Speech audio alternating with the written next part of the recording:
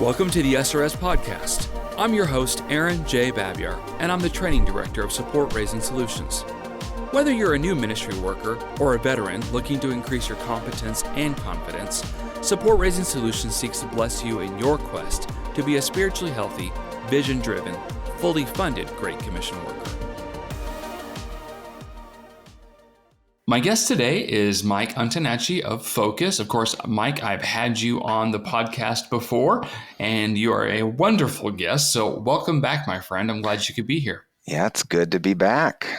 So at the time we're recording this, of course, that there's, the weather is changing, and sometimes there's a delay from the time we record to when people actually hear different things. But for the time being, I know that you are a somewhat newlywed. So I'm curious, what do you and your wife plan to do over the holidays, be that Thanksgiving or Christmas, now that you are, two are one and you are married and you're still in your early years of marriage? What's some of y'all's plans? Oh, I don't think we even thought about or talked about that. Both sets of our parents have considered coming out here, whether on a holiday, between a holiday. Yeah, that's something that we will need to be discussing because there's the whole flights thing and logistics and all of that. But hopefully relaxing. That's the thing we usually aim for. Well, Christmas is coming soon. Remember that, my friend. So yep. Put that one off too long. Okay. Now, when you say coming out here, for those that haven't had the pleasure of hearing one of your other episodes with us before, tell us a little bit about here and a little bit about your job. Yeah, so here in this case refers to the Denver metro area. The FOCUS Office Support Center is what we call it, is based out of Golden, which is west of Denver. And FOCUS is a campus ministry organization, so we turn our attention to college students at that very pivotal time in their lives where if you've got good friends to be that family away from home, then you're more likely to go deeper in your faith. And if you don't have that, it's a lot more common to fall away. So that's where we turn our attention to. Obviously, we need kingdom workers in every spectrum of life, and this is the one that we do. Great. Well, love you, and I love a lot of your teammates, and I just have so much respect for the work that you guys do. But the idea for this episode of the podcast was to dig into this concept of fear, and this is so often such a big yet understated part of support raising that people deal with. They struggle with the idea that, God hasn't given us the spirit of fear, so I better not be scared of anything. And yet if you actually dig in and ask them a bunch of questions about how they feel about support raising, if you really dig in and get into all the colors of emotions and all that kind of stuff, like, it's just terror. It's not just fear, it's straight up terror. And I think that unpacking that is pretty important to do on occasion. And so you have walked the walk and talked the talk and modeled a lot in this area. So thanks again, first of all, for just being on this. But today, let's dig into this whole idea, Mike, and discuss this idea of God actually being with us, even though we are experiencing fear. So I'm just going to kick it to you, my friend. Yeah, so I think as I was first thinking about where to go with this one, what came to mind was a post I saw on social media attributing some quote to either C.S. Lewis or G.K. Chesterton. Can't remember which of the English Christians from about 80 to 90 years ago said it. And I've not been able to find the original source, so it's entirely possible they didn't say it. But let's pretend that they did. It was probably Abraham Lincoln, but carry on. Yes, yeah, Abraham Lincoln. I like it. So the gist of it was that the world tells you these things that you're afraid of, well, they're not going to happen. But Christianity tells you, oh, those things will happen, but they're actually nothing to be afraid of because God is with you. Not in the let's dismiss your emotion thing, but like God is with you in the midst of it. So the world's view being let's preach peace when there is no peace. And Christianity is having a bit more of an honest and sober look at the way things are. And as I was thinking about it, okay, there's basically two parts to this quote. So if the world says there's nothing to fear, then they're denying that there are bad things that could happen in the future. And that is Right. not helpful for overcoming fear. Just saying, No. hey, let me ignore it, let me ignore it, let me ignore it. If you can find someone where that's worked, let me know, but I'm guessing it's zero people. Right. Right. Very cool. Yeah, Very cool. That's such an interesting perspective because it's. I mean, quite honestly, the world's. I guess their view of it is it's just unhealthy. It's unrealistic. It's not wise. It's not right. It says put your head in the sand and think happy thoughts, and that doesn't really deal with actual issues.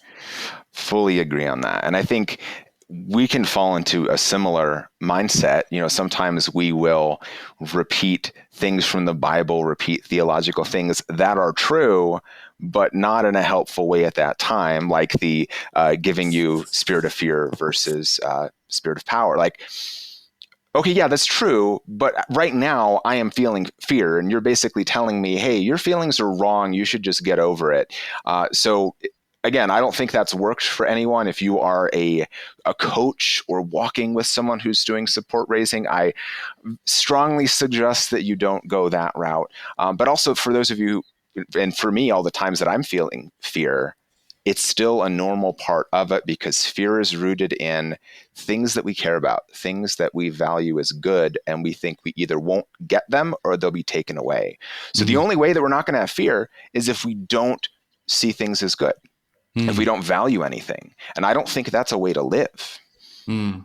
So there has to be more than just suck it up, Buttercup. As we, it's there's a there's a place where we have to go. Okay, so there are things we are concerned about. We don't want to not be concerned about those things, but also we don't want to be controlled by the fear of what could happen or maybe what will happen. We don't want to let that drive us. The anticipation of the difficulty. We don't want to let that be an unhealthy thing for us, but instead we want to realize that God is with us. So I know you had some scriptures in mind. So unpack that because quite honestly, this is a fantastic concept. Also, as you already mentioned, this is very anti what the world teaches us. Right. So the two parts from the quote that maybe was C.S. Lewis, maybe was Abraham Lincoln, that the things will happen and God is with you. Let's start with God is with you because I think that's a really good place. And while I have not gone through every time when God calls someone to something, but at least the times that I've seen, he gives them Mm-hmm. a mission and he says, be not afraid, for I am with you. So Moses leading the people out of Egypt. We've got Joshua leading them into the promised land. We've got the Great Commission, even one that I think everyone listening to this will be familiar with. Jesus says that I'm going to be with you even to the end of the age. So Mm-hmm. the call to mission recognizes that also it's hard and you're going to be afraid, but the solution to that is I'm with you in all of it. I think another scriptural example in it is Psalm 23, one that we are also familiar with. Even though you lead me through the dark valley or valley of the shadow of death, depending on your translation, God says, I am with you. So I'm leading you through it, but I am still here. And then another one, this is a little bit not the context originally intended, but I still think it applies, is in Luke 11, the strong man fully armed guarding his house, but a man stronger than him overpowers him and takes away the armor upon which he relied. And when Jesus is talking about the strong man being the devil, and that Jesus being the one stronger than he, overpowering him. So if we're afraid of this strong man who's fully armed, yeah, he is actually more powerful than us, but Jesus has already conquered him.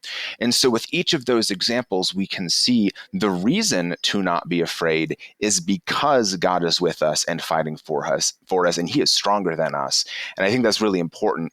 Anytime I try to go into support raising relying on my own strength, it doesn't go well, or if it does, it's for a very short-lived period of time. The things that you think will happen, the things that you are afraid of, they still very well might happen.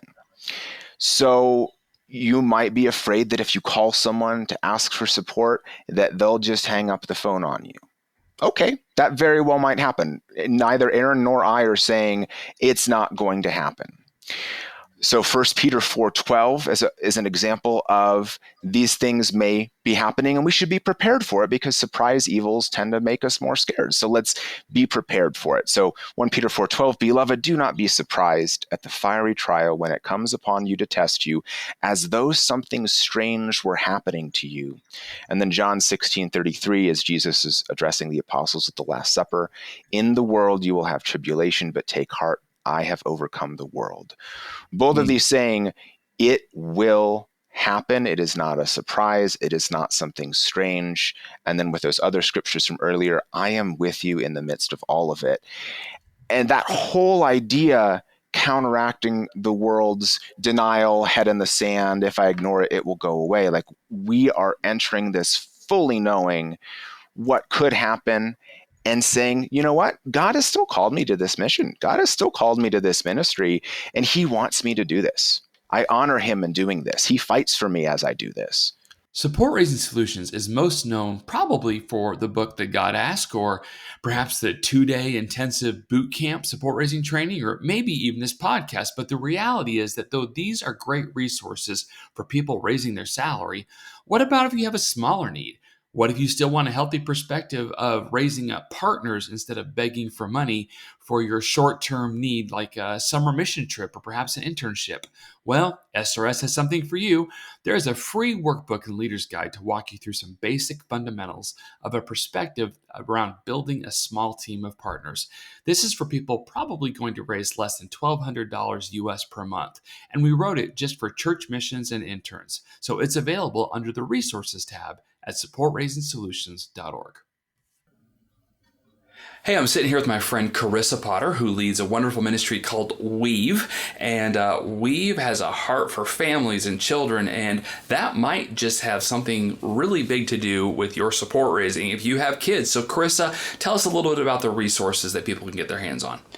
Yeah, if they go to our website, WeaveFamily, WEAVE family.org, they will be able to find hundreds of tools and resources to help disciple their kids to know the story of God that they're a part of and understand the world that we are called to love and reach. Very cool. And so that's weavefamily.org. And as a little special thing, you can get 10% off if you use the code SRS Podcast. So to bring some practical examples to this, tell us, Mike, when's a time when you had some real concerns, dare I say fears, and you realize I'm just going to acknowledge that these are possibilities, but I'm going to move forward. I'm going to trust the Lord. God is with me in this. And maybe it still was tough, or maybe it went a whole lot better than what you thought, but you moved forward in courage, and God was very much there. Can you give an example from your, a real life example?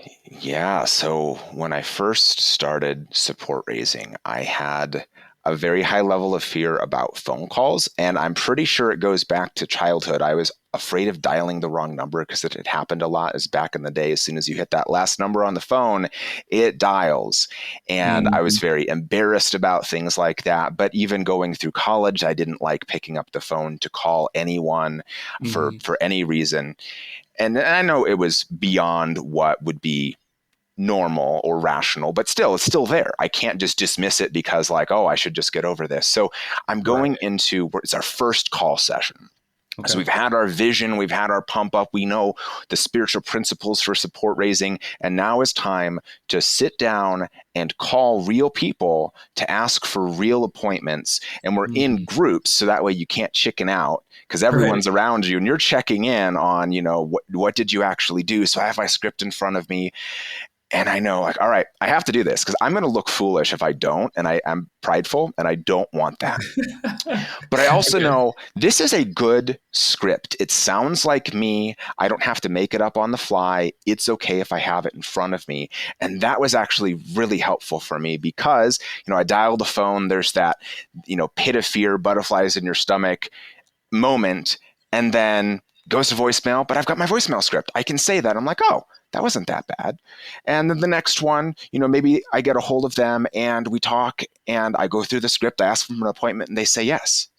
Well, that wasn't that bad. And some people I call and they say no. And it's the full range of the possible answers are now that I've done it, now that I saw, one, these scripts work, two, people aren't angrily slamming the phone down and, cussing me out.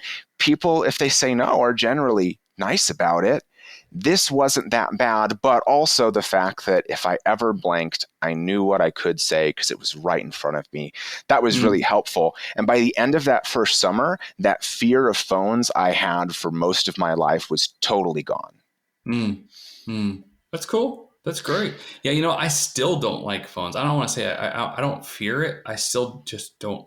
Yeah, there's something about it I don't like. But in your case, you basically were able to go, okay, I can do this. It is possible. Yeah, it might not go that great, but that's okay. I'm going to be all right. God's with me. This is my plan. I'm ready to go. And I guess somewhere in that process, I don't know, would you say you found courage? Maybe you just got used to it, or maybe did it just not seem that bad? Like what changed in your head and heart during that? You had asked about, what had changed? Okay. I think it's probably a combination of a lot of things. The first being that because I had done the prep work and Bible study, I had a deep rooted conviction that God had called me to this mission, that he's going to provide for me, that if God isn't providing through this person, he'll provide in some other way. And that conviction really sustained me and helped me to get over that initial bump of needing to dial the phone. But as I did it more and more and had the experience of, well, this isn't as bad as I thought it would be, I think I learned that, I didn't have to fear it because I had done it so many times. And there's still times where someone new, maybe a referral, and I've never met them before. There's a little bit of that when I go to call them the first time, but that quickly passes because I've been here before. I know it's going to be okay. I've done this. And of course, God is asking me to do this. I do want to be faithful to him. He's with you. He sustains you. Very cool. Very good. Well, Aaron, what about you? I always like to hear your own stories of this. I know you have a lot of them.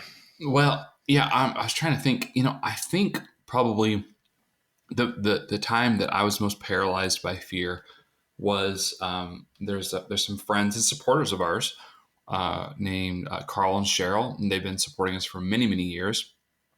They love our family. They pray so faithfully for Marky and her different health issues with her brain tumor and different stuff. Like, they just love us, but they support the ministry. And years ago, I realized that I needed to not just like leading of the Lord very much so, but just from a math standpoint as well. It was just practically time to invite them to increase their monthly support. At the time, they appeared to have a great capacity and along with a great heart, and they were faithful givers. And it was just an appropriate thing to circle back around and invite them to raise their gift. But Mike, dude, I was so paralyzed by fear, and that's not normally my status quo. I'm usually like the person, that I might be a little bit too courageous to try new things. Like, I'm the first one in the water when there's a shark tank, all that kind of stuff. But this scared me, and I just couldn't do it. And I just really had to pray real hard. And so I mustered up the courage, and I took them to lunch and thanked them for their gift and shared with them stories of changed lives. And like, it was all going really well. But the reality is, when it came time to invite them to do more, I completely chickened out, and I didn't. I just didn't. And again, not normally a part of my character. So I was kind of surprised even at what a big wuss I was being. And God in his grace, I think, kind of made fun of me in a kind of way, because Carl goes, Aaron, we've been supporting you forever. We love your ministry. We love your family. I make a decent paycheck. Is there any chance you need some more money? I mean, we could be giving you more. So he brought it up. And I think, first of all, that's abnormal. So people shouldn't sit around and expect that all the time. Most of the time, people need an invitation to change their gift. But in that case, that really helped me realize, hey, I'm not the only one that's seeing this possibility. He was waiting on me. He was waiting on me to be courageous. He was waiting on me to invite him. God had already led me to do that. I was the one that maybe you could even call it sin. And I'm not trying to put too far of or too sharp of a head on that pencil. But I was the one that was refusing, somewhat out of fear, refusing to move forward. But God was already there. God was already in the place. And even if I had invited Carl and Cheryl to change, and they would say, hey, Aaron, sorry, we just can't. I still should have moved forward, whether they were going to say yes or no, because God was challenging me to move forward. And so it was a real practical life object lesson that in a lot of ways that informed me for moving forward. All that fear and stuff I was experiencing, God was with me. But I should have let God be the one that was driving me, not my fear. And that's really, in a lot of ways, Mike, that has emboldened me since then to not overthink and be over dramatic about stuff, and just to go with what God's leading me to do, even if it maybe is a little uncomfortable, even if it is a little unconventional, and trust Him, not trust my definition of what's culturally appropriate or how somebody might respond, or all the other baggage that could potentially come with that. So does that make sense? Absolutely. And a thing that you said that I thought was really striking was God driving versus fear driving. Yeah. So that can be a question to ask yourself. And this is consistently take to prayer. Who's in the driver's seat right now? Is it God? Is it your fear? Because I don't think they can both be in the driver's seat. Now, God might be driving and you still might be scared. So passenger seat, sure. But right. Driver's seat, God needs to be that one. Yeah. I'm thinking of when my 17-year-old drives and I stomp on the non-existent brakes in the passenger seat, and I'm not in control. And that's a perfect support raising analogy. We're not really in control anyway. So there have been times when I'm coaching people and they have a tipping point. And a very common one is when they finally, it clicks that God is in control. Maybe it's the ask they made where they thought there's no way they'll give and they want to support it $150 a month. And maybe the person they were counting on for $500 a month said, actually, our giving's maxed out. We can't do that, at least right now. But seeing God is in control the whole time and there's so much peace in trusting Him, once they've made that tipping point, it's not that I don't have to do any more coaching, but I don't have to do very much, because now they're going to go and they're going to do things, but with an attitude of trust and surrender instead of an attitude of grasping and control and fear. Yeah. And it's just really cool to see when that happens. So anything that, if you're a coach, anything you can do to help your support raisers with that, if you are raising support, to be prepared and then to say, Lord, you're in control. I'm along for the ride, and I want to let you do that. Yeah, great. Well, as we move towards the end of this episode, I always like to give the final bullet point or the final summary statement or the combination thereof to the guest. So, Mike, first of all, thank you so much for being a part of the podcast today. This has been a great conversation, but also I'm going to give with my thanks, I'm going to give the final statement and vibe to you, my friend. So take it away. Yeah, I think just circling back to what we had been talking about right before this of who is in the driver's seat, that can be your question you're taking to prayer. And if you notice that someone other than God is in the driver's seat, like, all right, Lord, I give you this. I give you this control. I give you this fear, and I will be faithful to you. And that can be a wonderful prayer to bring into your support raising. Mike, thank you for being a part of the SRS podcast. Yeah, Aaron, thank you for inviting me. Always a pleasure. Thanks for joining us for this episode. We would love to hear your ideas for future content. Please visit supportraisingsolutions.org/feedback to share your thoughts and questions. Also, wherever you download your podcast from, be sure to subscribe for future episodes and come back each week to gain more insight into the process of building and maintaining your personal support team.